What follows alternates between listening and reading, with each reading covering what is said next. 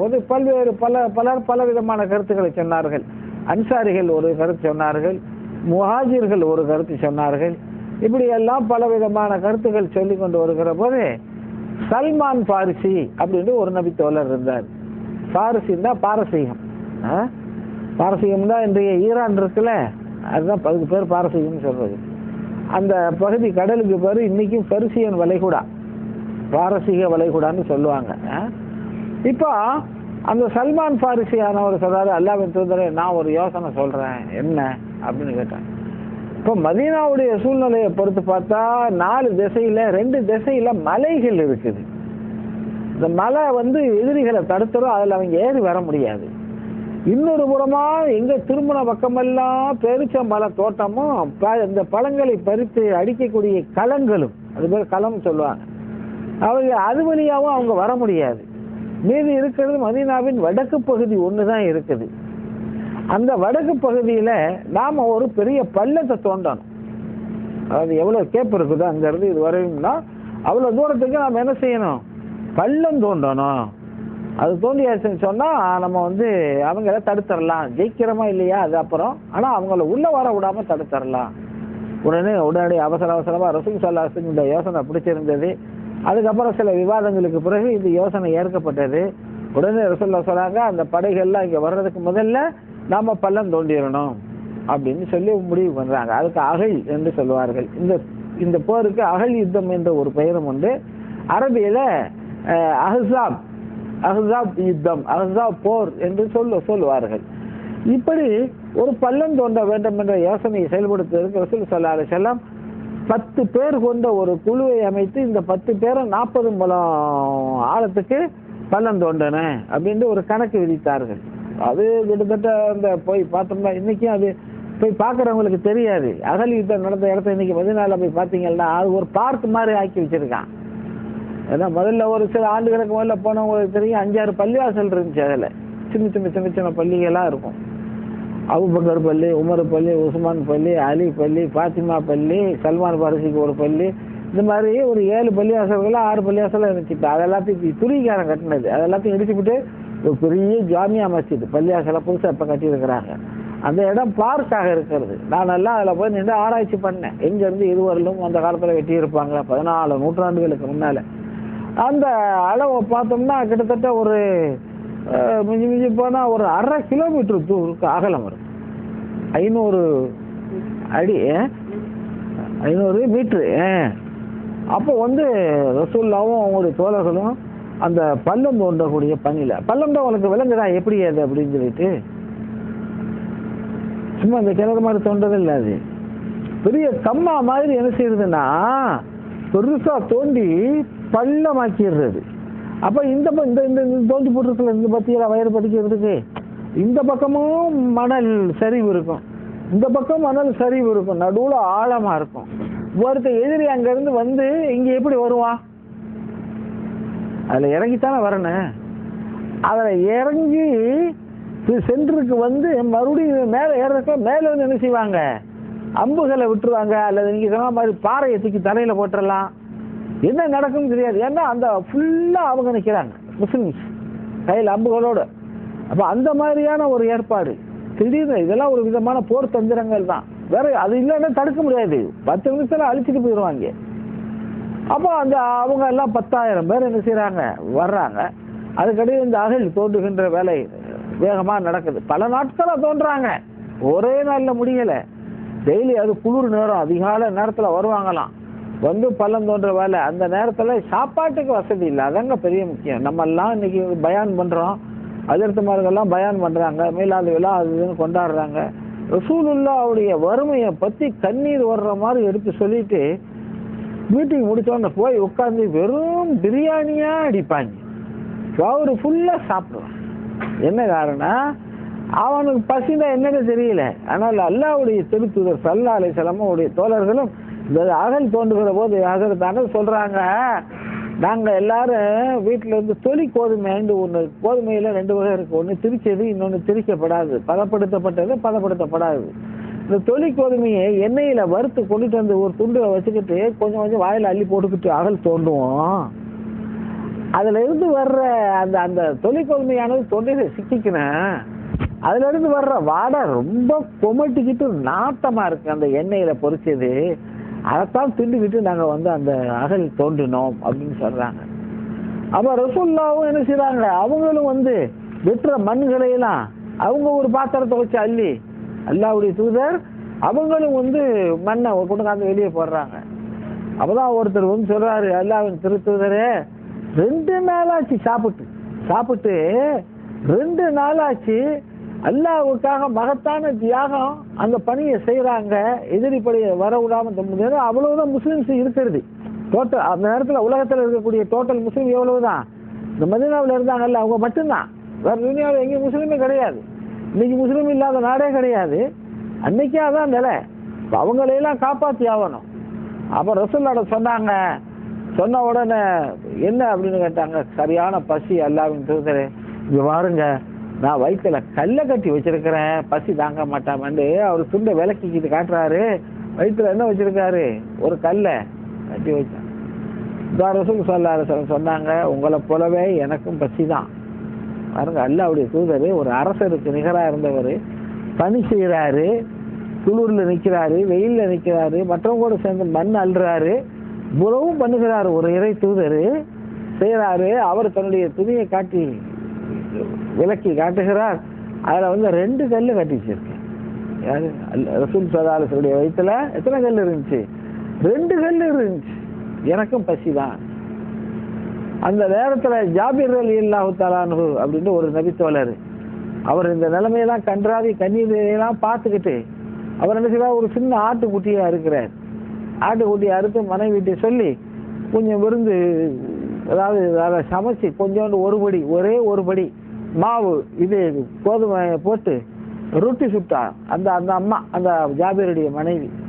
அப்போ அவர் என்ன செய்றாரு, மெதுவா சொல்றாரு, அல்லாஹ்வின் தூதரே நீங்களும் ஒரு 10 பேரை அழைச்சிக்கிட்டு வாங்க, சாப்பாடு அவ்வளவுதான் இருக்கு அப்படின்னா உடனே ரசூலுல்லாஹ் என்ன செய்றாங்க, யா மாஷரல் முஸ்லிமீன், முஸ்லிம் சமுதாயமே ஜாபீர் விருந்து கலைக்கிறார் வாங்கன்னு சொல்லிட்டு ஒரு 1000 பேர் குறையாம அள்ளிக்கிட்டு போயிட்டார். அவரு கை காலெல்லாம் உதறுது, அம்மாடி இப்ப என்ன நடக்க போகுதுன்னு தெரியலையே அப்படின்னு சொல்லி ரசூல் ஸல்லல்லாஹு அலைஹி வஸல்லம் போய் உட்கார்ந்தார்கள். ரொட்டியை கொண்டுட்டு வான்னு சொன்னாங்க, சென்டர்ல வச்சாங்க. வச்சு சாப்பிடுங்க அப்படின்னு சொல்லி சொன்னார்கள். அது எத்தனை பேர் தான் சாப்பிட்டாங்கன்ற கணக்கே இல்லை. அது ஒரு மோஜிசா, அது ஒரு அற்புதமா நடந்துச்சு, எல்லாம் நடத்தி காட்டினான். அது என்ன, அவர்கள் சாப்பிட சாப்பிட சாப்பிட ரொட்டி இருந்த மாதிரி இருந்துச்சு, அந்த குழம்பு சட்டியில இருந்த மாதிரி இருந்துச்சு. அவ்வளவு பேரும் சாப்பிட்டு போனதுக்கு பிறகும் அது மிஞ்சி இருந்தது என்று ஜாபீர் ரலியல்லாஹு தஆலா அன்ஹு சொல்லக்கூடிய செய்தி ஹதீஸ் எல்லாம் பார்க்கிறோம். அது மாதிரி மறுநாள் இன்னொரு நாள் ஒரு பெண்மணி ஏன்னா அவர் போறாரு, அந்த அவங்க வாப்பாவுக்கும் தாய் மாமனுக்கும் கொஞ்சம் பேரிச்சம்பழம் கொண்டுட்டு போறாரு. அந்த அம்மா கொண்டு போகுது. ரசூல் ஸல்லல்லாஹு அலைஹி வஸல்லம் என்ன செய்றாங்க, அந்த அம்மாவை கூப்பிட்டு கொண்டா அப்படின்ட்டு, என்ன பேரிச்சம்பழம் யாருக்கு, எங்க தாய் மாமனுக்கும் என் தந்தைக்கும் கொண்டு போறேன் அப்படியாண்டு ஒரு துணியை விரிச்சு அதை பேரிச்சம்பழத்தை போட்டு சஹாபாக்களை எல்லாம் கூப்பிடுறாங்க, வாங்க எல்லாரும் சாப்பிடுங்க.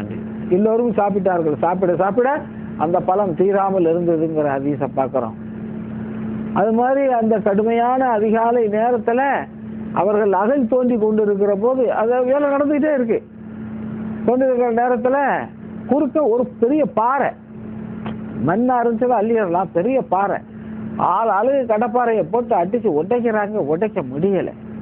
அதான் ரசூலுல்லாஹ் சொல்றாங்க, அல்லாஹ்வின் தூதரே குறுக்க ஒரு பாறை ஒண்ணு கிடக்குது, அது உடைக்க முடியல, எப்படி பலன் பண்ண முடியும். ரசூலுல்லாஹ் வந்தாங்க, அந்த கடப்பாறை எடுத்தார்கள். பிஸ்மில்லா என்று சொல்லி கடப்பாறையால் ஓங்கி அடித்து, அவங்களும் பட்டினியான கடப்பாறை தூக்கிறது சிரமம், அந்த நிலைமையில ஓங்கி அடிக்கிறாங்க. அடிச்சுட்டு சொன்னாங்க, அல்லாஹ் அக்பர், சாம் தேசத்து பொக்கிஷங்கள் எல்லாம் எனக்கு காட்டப்பட்டது. இங்க குடிக்க கஞ்சி இல்லை. அந்த நேரத்தில் என்ன சொல்றாங்க, ஷாம் தேசத்து பொக்கிஷங்கள் எனக்கு காட்டப்பட்டன, அங்க இருக்கக்கூடிய செந்நிற கோட்டைகள் எல்லாம் எனக்கு இப்போது கூட கண்ணிலே தெரிகிறது அப்படின்றாங்க. அது எதிர்காலத்திலே முஸ்லிம்கள் வசத்துல அந்த நாடெல்லாம் வரப்போகுதுங்கிற கட்டியம் சொல்லுதல், முன்னறிவிப்பாக ரசூலுல்லாஹ் சொன்னார்கள். இரண்டு, அந்த பாறையினுடைய 3இல் ஒரு பகுதி 1/3 என்ன செஞ்சிருச்சு, உடைஞ்சிருச்சு. மறுபடியும் பிஸ்மில்லா என்று சொல்லி அந்த கடப்பாறையால் மறுபடியும் அந்த பாறையை அடித்தார்கள். பாறை மறுபடியும் இன்னொரு துண்டு உடைந்தது. அப்ப ரசூல் ஸல்லல்லாஹு அலைஹி வஸல்லம் சொன்னார்கள், எனக்கு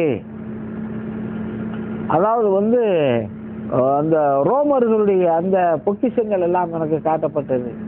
3வது அடி அடித்தார்கள், உடைந்தது, முழு பாறை உடைஞ்சிருச்சு. எனக்கு யமன் தேசத்து பொக்கிஷங்கள் எல்லாம் காட்டப்படுகிறது, அவருடைய தலைவாசல்கள் இப்போது என் கண்ணுக்கு தெரிகிறது என்று சொன்னார்கள். இந்த மாதிரி 3 அடிக்கு 3 விதமான நாடுகளினுடைய பொக்கிஷங்கள் எனக்கு காட்டப்பட்டன என்று சொல்ல முன்னறிவிப்பு செய்கிறார்கள். அப்போ அல்லாஹ்வுடைய தூதருடைய கையால் அடிச்சு அந்த பாறையை உடைச்சு மறுபடியும் பள்ளத்தை தோன்றாங்க. இப்படி எல்லாம் பள்ளம்லாம் தோண்டி கிண்டி முடிச்சு நம்ம சுருக்கமா பார்க்கணும். முடிச்சு ஒரு 4-5 நாள்ல படம் வந்து இறங்கிருச்சு. யாரு? அரபு படை சுத்து வட்டாரம், அந்த பக்கத்துல இந்த பக்கத்துல கிராமத்துல கடந்தவன் வந்தவன் போனவன் அவ்வளவு வேலையும் பிடிச்சு அள்ளிட்டு வந்துட்டாங்க. அஹ்ஸாப், ஹிஸ்பு என்றால் பிரிவு, படைன்னு அர்த்தம். அஹ்ஸாப் என்றால் படைகள் அர்த்தம். குர்ஆன்ல சூரத்துல அஹ்ஸாப்ங்கிற சூறாவில் அல்லாஹ் அந்த சம்பவங்களை எல்லாம் சொல்லி காட்டுறான். அவ பெரும்படை குமிஞ்சு இருக்குது. இந்த பக்கத்துல கொஞ்சம் முஸ்லீம் வீரர்கள் நிற்கிறாங்க. இங்க இவங்க அவங்கள பார்த்து அம்பு விடுறது, அவங்க இவங்களை பார்த்து அம்பு விடுறது. ஆனா இறங்குறதுக்கு யாருக்கு துணிச்சல் கிடையாது. இறங்கி ஏறன். அப்ப பார்த்தோன்னு அவன் சொன்னான், இது நிச்சயமாக எந்த ஒரு அரபியும் இது யோசனை செஞ்சிருக்க முடியாது. இந்த திட்டத்தை அரபி அல்லாத வேற எவனோதான் கொடுத்துருக்கணும் அப்படின்ட்டு அதெல்லாம் கண்டுபிடிச்சிருக்காங்க அவங்க. இது இப்படி போகும்போது இந்த மாதிரி அம்பு விட்டுக்கிட்டு இருக்க போகும்போது ஒரு அம்பு என்ன செய்யுது, ஒரு சஹாபி மேல அது படுகிறது. சஅத் இப்னு முஆத் ரலியல்லாஹு தஆலா அன்ஹு என்ற அன்சாரி தோழர், அன்சாரிகள் ரெண்டு குரூப் இருந்தாங்க. அப்ப அந்த 2 குரூப்ல ஒரு குரூப்புடைய தலைவர் தான் சஅத் இப்னு முஆத். அப்ப இன்னொரு குரூப் சஅத் இப்னு உபாதான்னு ஒருத்தர். இப்ப சஅத் இப்னு முஆதுக்கு அடிபட்டது. இந்த இடத்துல அடி அம்பு குத்திச்சு. அவர் துஆ செய்றாரு, யா அல்லாஹ் இந்த அரபு மக்களோடு குறைஷிகளோடு நடக்கக்கூடிய போர் இன்னும் தொடரும், மறுபடியும் அவர்களோடு நாங்கள் மோத வேண்டி இருக்கும் என்ற சூழ்நிலை இருந்தால் என்னுடைய ஆயுளை நீட்டி கொடு, என்னுடைய புண்ணை ஆத்தி விடு, அந்த போரில் நான் கலந்து கொள்ள வேண்டும். ஒருவேளை இனிமேல் யுத்தமே கிடையாது, முஸ்லிம்களுக்கு எல்லாம் சாதகமாக வந்துவிட்டது என்ற சூழல் இருக்குமா இருந்தால் இந்த காயத்திலே என்னை மௌத்தாக்கி விடு, என்னால வலி தாங்க முடியல என்று அவர் சொல்லக்கூடிய அளவுக்கு அவருக்கு கடுமையான காயம் ஏற்பட்டது. இப்படி ஒரு சூழல்ல எவனும் இறங்கிடாம அவங்களே என்ன பண்றான், ஒரு பாலத்தை போட்டு கடந்துடலாமான்னு பாக்குறான். எங்கேயாவது ஒரு சின்ன கேப் கிடைக்குமா, படக்குன்னு இறங்கி படார்னு மேல ஏறிடுறா மாதிரி பல மாதிரி பார்த்து இருக்கிறான். 1 மாசம் நடந்துச்சு அந்த முற்றுகை. 1 மாதத்துக்கு இப்படியான சூழல்ல ஒரு நாள் சந்தர்ப்பத்துல ஒரு 3 தலை சிறந்த வீரர்கள், அம்ருன்னு ஒருத்தர், இக்ரிமான்னு ஒருத்தர், இன்னொருத்தர், அவங்க எல்லாம் யாரு, குறைஷிகள், மக்காக்காரர்கள். என்ன செய்யறாங்க, ஒரு சந்தர்ப்பத்துல சட்டுண்டு குதிரையோட கீழே இறங்கிட்டேன் இங்க பள்ளத்துக்குள்ளார. இதை பார்த்த உடனே ஹஜ்ரத் அலி ரலியல்லாஹு தஆலா அன்ஹு மாபெரும் வீரர், அவர் என்ன செய்யறாரு, பலான்னு அந்த பக்கத்துல இருந்து அவர் இறங்கி வந்துட்டார். 2 பேரும் நடுவில் சந்திச்சுக்கிட்டாங்க. சென்ட்ரல அந்த பள்ளத்துக்கு இடையில சந்திச்ச உடனே, எங்கப்பா வந்திய, யுத்தத்துக்காக வந்திருக்கிறீங்க, உங்களை எவனுக்கடா தைரியம் இருக்குன்னு அந்த ஆமீருங்கிற அந்த குறைசி கேட்கறான், ஆரம்பிக்காரன்.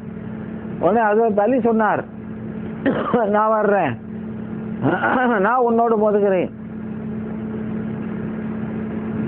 என்னோட மோதுறதுக்கு உனக்கு தைரியம் இருக்குதான்னு கேட்டாரு. அலி என்ன செய்யாரு, அவனை கேவலப்படுத்துற மாதிரி 4 வார்த்தையை சொன்னான்னு அவனுக்கு ரோசம் வந்துருச்சு.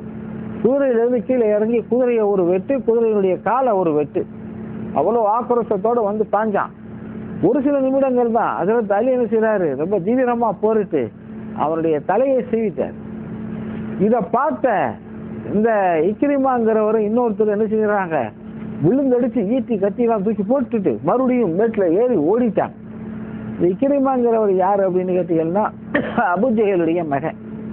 அபுஜெஹல் ஒரு பொல்லாதவன் இருந்தானே, அவருடைய மகன் பிற்காலத்தில் என்ன செய்யறாரு, அவரு மக்கா வெற்றிக்கு பிறகு இஸ்லாத்துக்கும் வருகிறார் இக்ரிமா. அவர் அந்த அஹ்ஸாப் யுத்தத்துல நம்ம முஸ்லிம்களை தாக்குவதற்காக இறங்கி வர்றவர். இந்த சூழல் இப்படி நடந்து கொண்டு இருக்குது, முற்றுகை நீடிச்சுக்கிட்டு இருக்கிற நேரத்துல இந்த பனு நதீர் இருக்கான்ல, அதுல ஒருத்தன் என்ன செய்யறான், அவருடைய லீடரு பனு குறைலான்னு ஒரு சாரார் இருக்காங்கல்ல மதீனாவுல, அவங்க மதீனாவுல இருக்கிறாங்க. உள்ளக்க படை முன்னால நிக்குது, படைக்கு பின்னால மதீனா நகரம் இருக்குது. மதீனா நகரத்துல அந்த பனு குறைலாங்கிற அந்த கூட்டம் இருக்கிறார்கள். ரசூல் ஸல்லல்லாஹு அலைஹி வஸல்லம் தங்களுடைய பெண்களுக்கும் குழந்தைகளுக்கும் பாதிப்பு வந்து விடக்கூடாது என்பதற்காக ஹஸ்ஸான் இப்னு சாபித் என்ற கவிஞருடைய ஒரு பெரிய மாளிகையில பெண்களையும் குழந்தைகளையும் கொண்டு போய் வச்சிருக்காங்க. பாருங்க, கவனமா இருந்துக்கிறங்க அப்படின்ட்டு. அப்துல்லாஹ் இப்னு உம்மு மக்தூம் என்ப ஒரு பொறுப்பா வச்சாங்க. ஹஸ்ஸான் இப்னு சாபித் என்ற அந்த கவிஞர் இருந்தாரு, அவரையும் அந்த மாளிகைக்கு காவலாக வைத்தார்கள். அந்நிய ஆளு யூதன் எவனாவது உள்ள நுழைஞ்சான் பார்த்துக்கிறது, நம்ம பொண்ணு பிள்ளைகளுக்கு காவல் வேணும். இந்த சூழ்நிலையில இந்த பனு நலீர் என்பவன் பனு குறைதா என்ற அந்த மக்களிடத்துல யூதர்களிடத்துல போய் கதவை தட்டினா அங்க உள்ளவன் கதவை திறக்க மாட்டேன்ட்டான். இப்போ 2-3 தடவை தட்டி கதவை திறந்தோன்னே, என்னப்பா மேட்ரு? இல்லை, நான் ஒரு ஐடியா சொல்றேன் கேட்குறியா? ஓ ஐடியாவை கேட்டு கேட்டு எங்களுக்கு பெரிய தலைவலியா இருக்கு. இப்போ என்ன சொல்ல வந்தேன்? நல்ல சந்தர்ப்பம், ரசூல்லாவோட இருந்த உடன்படிக்கை அப்படி இப்படி அதெல்லாம் நீங்க காத்துல போட்டுரு. நீ வந்து இந்த முகமதோட எந்த உடன்படிக்கை செய்யலன்னு நினைச்சுக்க. நீ வந்து நமக்காக வந்திருக்கக்கூடிய அந்த அரபுகள் வந்து அந்த பள்ளத்துக்கு அப்பால நிக்கிறாங்கல்ல, அவங்களோட சேர்ந்துக்கிட்டு நீங்க யுத்தத்துல இறங்கணும், அவங்களுக்கு தேவையான உணவு வசதிகளை கொடுக்கணும் அப்படின்னு சொல்லி சொல்றாங்க. அவன் யோசனை பார்த்துட்டு வேற வழி இல்லாம ஒத்துக்கிட்டான். சரி, நாங்களும் உங்களோட போரில் கலந்து கொள்ளுகிறோம். அது வரையிலும் பனு குறையில வந்து சண்டையில கலந்துக்கல, பனு நல்லீர்காரன் தான் போய் தூண்டி விட்டவன். அப்ப பனு குறையிலாங்கிற அவங்க யூதர்கள் தான். அவர்கள ஒருத்தர் என்ன செய்யறான், தன்னந்தனி ஆளாக பெண்களும் குழந்தைகளும் தங்கி இருக்கக்கூடிய அந்த ஹஸ்ஸான் இப்னு சாபித்தினுடைய அந்த பெரிய வீடு இருக்கு இல்லையா, அந்த வீட்டுக்கு பக்கத்துல எப்படியே வந்து சுத்தி பார்க்கறான். ஒரு ஆள் வர்றான். அப்ப அங்க இருக்கக்கூடிய பெண்களில கொஞ்சம் வீரமான பெண்மணியாக இருந்தவர் சபியா என்ற ரசூல் ஸல்லல்லாஹு அலைஹி வஸல்லம் அவர்களுடைய அத்தை. அத்தைன்னா வாப்பா கூட பிறந்த சபியா பின்த் அப்துல் முத்தலிபுடைய மகள் சபியா, ரசூலுல்லாஹ்வுடைய தகப்பனார் அப்துல்லா அவர்களுடைய அக்காவா தங்கச்சிய. ரசூலுல்லாஹ்வுக்கு அத்தை முறை வேணும், மாமி குப்பி. அந்த அம்மா என்ன செய்யறாங்க,